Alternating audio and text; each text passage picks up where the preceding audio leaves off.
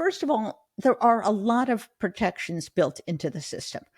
And I don't want to give you a false sense of confidence or diminish the degree to which the Republican Party is trying to corrupt the electoral process.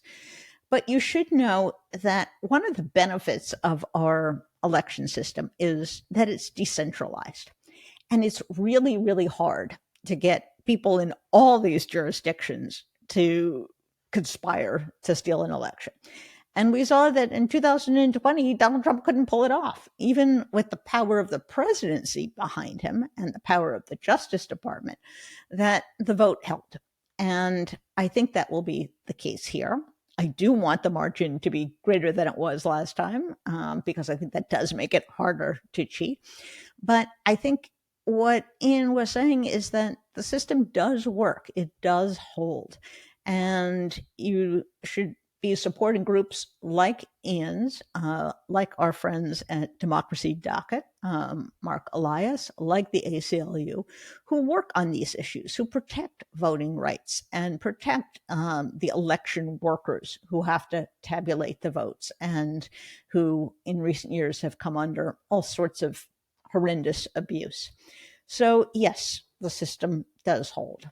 And the second is, we don't have to accept this as the new status quo.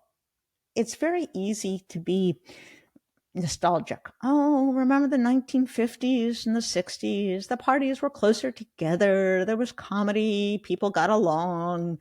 It was so much more productive in Washington. Yes, yes, yes. But we live in a different age. And I think what I take from Ian is that we have to be bold enough and creative enough to recognize when circumstances change and to make some real reforms.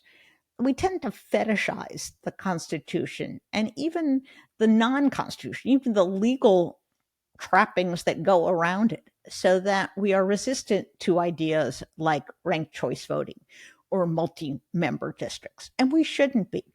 We have to, I think, distinguish between the foundational principles of our Constitution: majority rule, minority rights, separation of powers, and the specifics of how the founders in the 18th century thought they were going to achieve that. And some of that still holds, but some of it doesn't. And the best example I think Ian gave was the Supreme Court. Who wants justices that are going to be there for 70 years? And by the way, if you have term limits, you wouldn't be putting 40-year-olds on the court. You'd be putting 50 and 60-year-olds who perhaps have a little bit more experience and a little bit more wisdom on the court. So that's my plug for older judges. So I think we have to be open to breaking the things that don't work, and shaking things up a little bit. And if Democrats do win the Senate, breaking the filibuster, I think, is right there at the top of the list.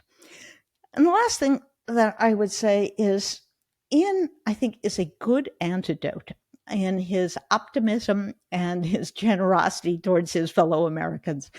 It's very easy for people, me included, to get down on Americans. They don't pay attention. They're frivolous. They get preyed upon by dictators. Too many of them are authoritarian inclined, all sorts of criticism. And the answer is yes. But we have to also remember there is a pro-democracy majority.